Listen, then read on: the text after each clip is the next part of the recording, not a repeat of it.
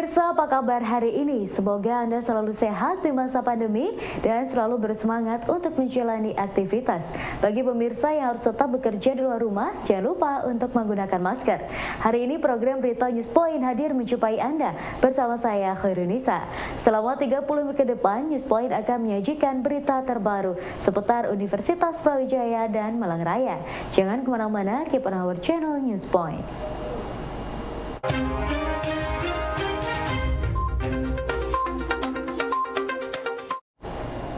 Kebiasaan bayi untuk menghisap jari atau jempol terjadi bukan setelah dia lahir, namun dilakukan saat masih dalam kandungan.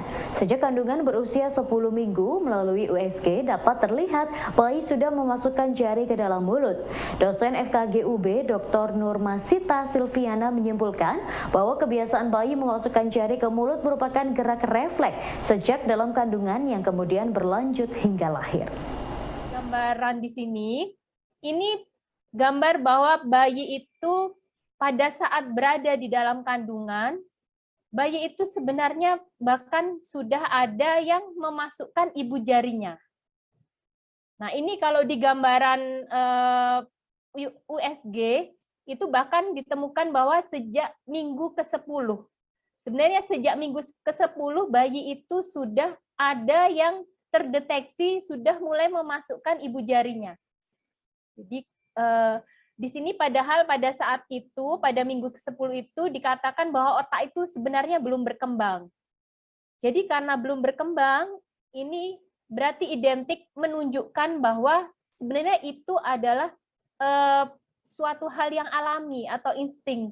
Jadi bayi itu begitu usia minggu ke-10 ada yang sudah terdeteksi dan pada saat itu otaknya belum berkembang, berarti dia sudah ada insting, ada keinginan untuk memasukkan jarinya tanpa ada kendali dari otak yang menyatakan bahwa itu suatu keinginan untuk tenang gitu, seperti itu, karena itu otaknya belum berkembang.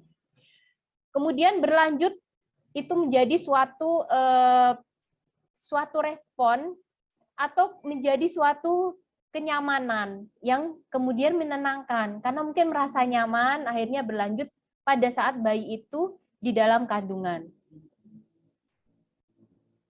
Ya, ini jadi kalau dilihat dari gambar USG, ini saya dapatkan gambar untuk bayi usia 6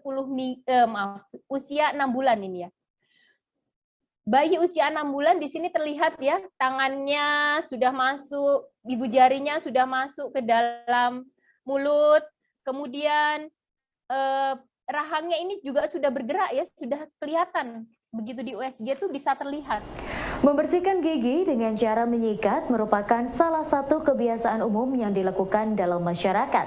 Gigi menurut dosen Fakultas Kedokteran Gigi UB, Dr. Gigi Setio Hadi, memiliki peranan penting dalam keseharian. Menggosok gigi memiliki 4 manfaat utama, yaitu memperlambat hilangnya mineral dari email gigi, mengembalikan kekuatan email gigi, membersihkan gigi, dan menyegarkan mulut. Adapun manfaat dari pasta gigi itu, yaitu yang pertama, itu bisa memperlambat hilangnya mineral dari email gigi. Yang kedua, mengembalikan kekuatan email gigi. Dan yang ketiga, membersihkan gigi. Yang keempat, bisa menyegarkan mulut. Ya, jadi kalau kita gosok gigi, kita akan merasa mulut kita itu jadi segar, jadi enak, ya, jadi segar. Jadi kita kalau ngomong dengan orang lain, kita tidak perlu minder, ya, tidak ragu lagi, karena kita merasa bahwa mulut kita itu segar.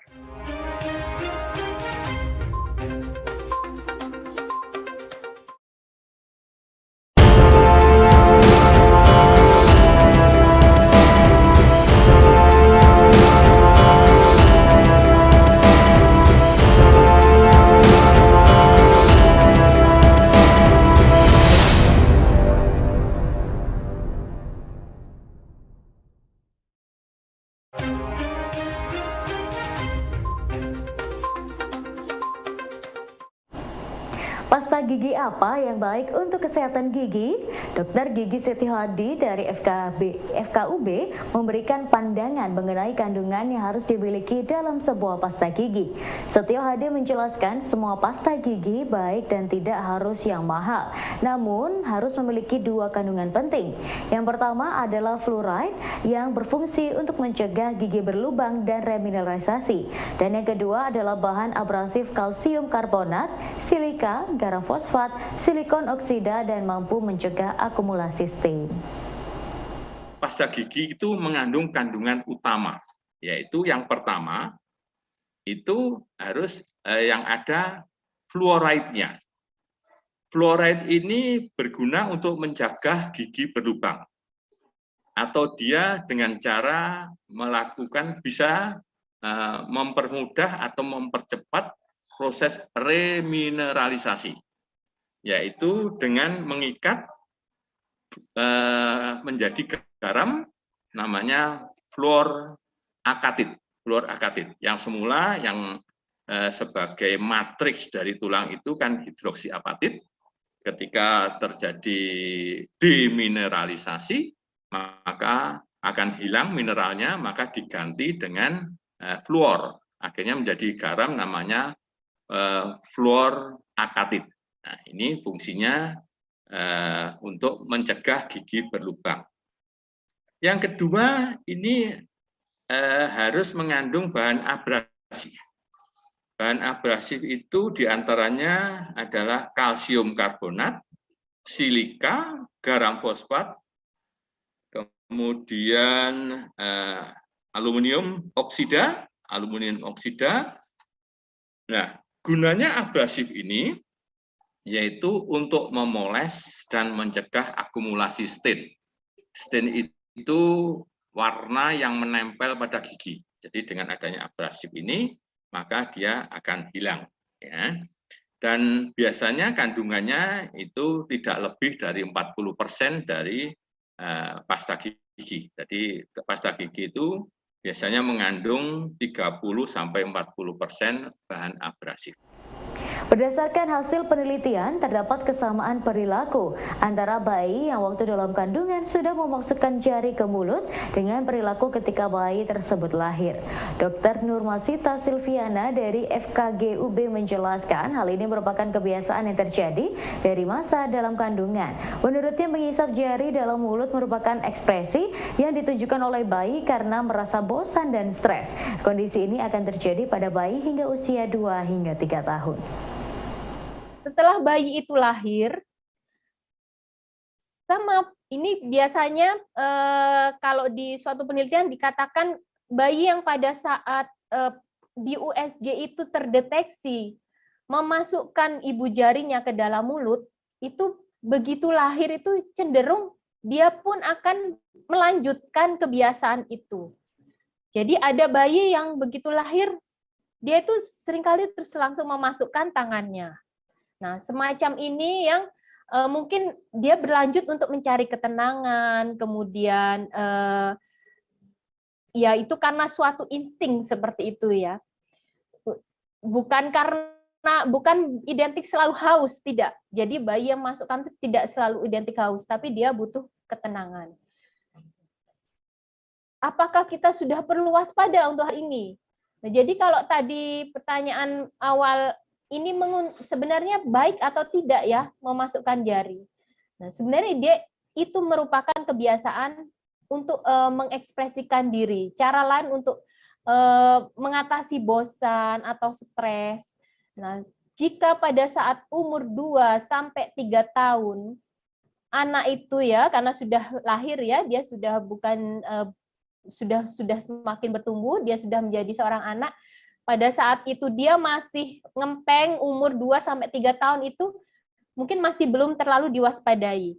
Karena anak itu belum banyak yang bisa dieksplor untuk bagaimana saya akan mengekspresikan diri saya. Tahukah Anda mengenai halitosis? Istilah ini terasa awam di telinga masyarakat umum. Namun jika mendengar istilah bau mulut tentu sudah lebih familiar. Halitosis adalah istilah dunia kedokteran untuk menyebut bau mulut.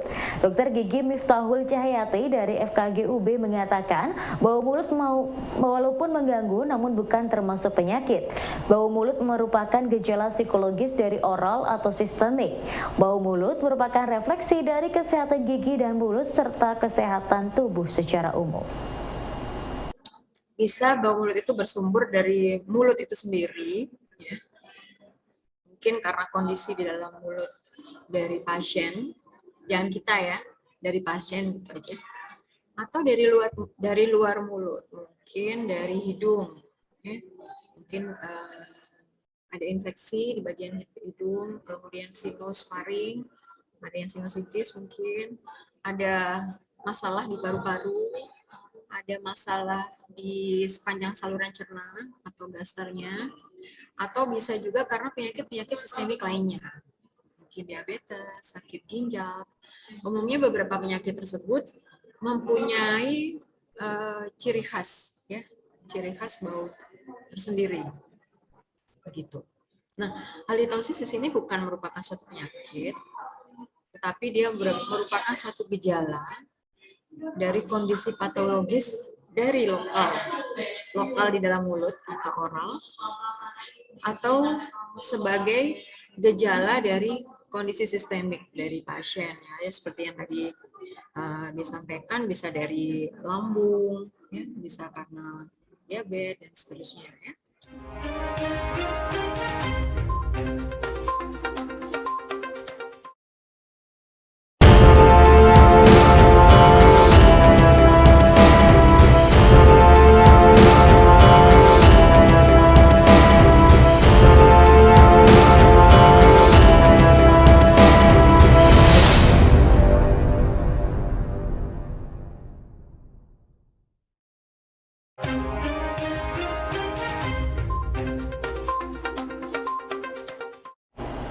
Sekretaris Jenderal Kementerian Keuangan Heru Pambudi mengatakan bahwa 722 alumni Brawijaya mengabdi di Kemenku RI.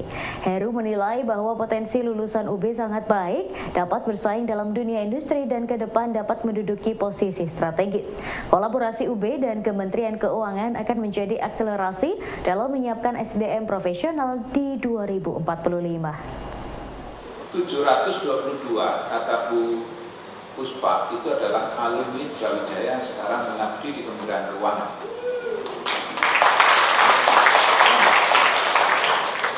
Dan 3 diantaranya ada di sini. 1, 2, 3. Ya kan? 4, ada 1 lagi kepala kantor. 5. Ya kan? Bagian daripada 722 pegawai. Nah, Ibu Bapak, saya ingin lanjutkan bahwa dengan proposal ataupun idenya Pak Rektor, rasanya akan terjadi satu akselerasi menyiapkan anak-anak kita itu di 2045. 2045 itu sebentar, karena sekarang 2022, 25 tahun, 20 tahun, 25 tahun ke depan. Pada saat rekan-rekan sekarang adik-adik itu umurnya 20, maka nanti 2045 itu sekarang akan usianya 45, sudah duduk di depan pasti, duduk di depan, dan sudah mulai mengatur negara ini. Apakah duduk di depan ataukah duduk sebagai pengusaha, CEO, CFO, apa sekarang pokoknya ada chief itu sebenarnya tidak ada masalah. Yang penting kita semua paham bahwa tujuan kita adalah membuat Indonesia ini mencapai cita-cita sebagaimana di dalam tertulis dalam pembukaan Undang-Undang KPU. Bau mulut atau halitosis memiliki beberapa klasifikasi, tergantung dengan kondisi dari pasien. Secara teori, menurut Dr. Gigi Miftahul Cahyati dari FKG UB, bau mulut memiliki 3 klasifikasi. True halitosis yang merupakan kondisi nyata bahwa seseorang memiliki bau mulut yang tidak sedap akibat dari proses psikologis dan patologis dalam tubuh. True halitosis ini bisa fisiologis, bisa juga patologis. Apa itu fisiologis?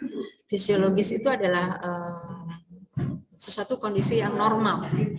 Artinya bau mulut pada kondisi fisiologis atau kondisi normal adalah bau mulut pada orang yang sehat. Ya, pada orang yang sehat. Contohnya adalah yang paling mudah adalah bau mulut pada seseorang yang sedang berpuasa.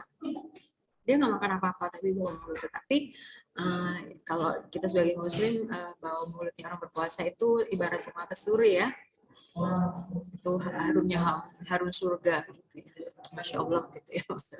Nah, kalau secara patologis dia adalah terdapat proses patologis di dalam tubuh dari individu tersebut atau dari pasien. Ada juga pseudohalitosis. Jadi setelah dikaji oleh dokter, tidak ada halitosis pada pasien tersebut, tetapi pasien atau penderita itu mengeluh merasa menderita halitosis. Usaha cookies ternyata cukup menjanjikan. Berawal dari usaha cookies rumahan, Yeni Cookies telah berkembang melayani pesanan cookies partai besar dan pesanan hampers untuk company. Veronica Natasha, owner Yeni Cookies, menyampaikan bahwa cookies produksinya sangat spesial karena menggunakan bahan berkualitas tanpa bahan pengawet dan dibuat fresh sesuai dengan pesanan. Jadi awalnya itu Yeni Cookies tuh cuman menjual kue kering aja. Awalnya itu di tahun 99 itu kita cuman jual nastar Wisman Premium sama lidah kucing. Nah, kemudian berkembang jadi banyak variannya. Nah, setelah itu kira-kira udah berapa tahun itu mulai ada customer yang kasih masukan, gimana nih kalau misalkan selain bikin kue kering sekalian bikin hampers. Jadi orang-orang langsung ke sini pesennya nggak kue kering aja, kemudian kan mereka cari boxnya di luar kayak gitu. Jadi sekalian kita buat hampers nih kira-kira mulai tahun 2010 lah. Nah itu. Nah kalau yang spesial, jadi kita memang buat kue keringnya ini kan homemade ya. Jadi kita pakai resep kuno, kemudian kita juga nggak pakai obat-obatan. Jadi semua kue kita itu kita buat itu fresh dengan jangka waktu kita 3 bulan dari waktu produksi. Jadi nggak pakai obat pengawet, kemudian juga nggak pakai kayak semacam pewarna buatan, pemanis buatan, itu kita nggak pakai sama sekali. Nah jadi mungkin orang-orang juga suka ya, untuk anak kecil juga aman, kemudian juga rasanya kalau kita bikin baru sama kalau yang biasa pakai pengawet bisa tahunan kan memang beda ya, dari segi wanginya, terus dari teksturnya itu beda. Oh ya, jadi kalau sekarang ini kita udah ngerambah ke company. Jadi kalau dulu mungkin awal-awal itu kan cuman misalkan orang-orang rumah tangga aja ya yang pakai ya. Kemudian berkembang jadi ke orang-orang yang membuat parcel atau hampers kayak gitu. Mereka ambil kue keringnya di kita, mereka jual lagi. Nah kalau sekarang ini kita udah ngerambah company. Ya pemirsa, informasi tadi sekaligus menutup perjumpaan kita hari ini. Jangan lupa saksikan News Point setiap hari pukul 19.30 waktu Indonesia bagian Barat hanya di UBTV, Televisi Pendidikan Universitas Brawijaya. Saya Khairunisa dan seluruh kru yang bertugas pamit undur diri. Tetap patuhi protokol kesehatan, wajib menggunakan masker. Terima kasih dan selamat beraktivitas.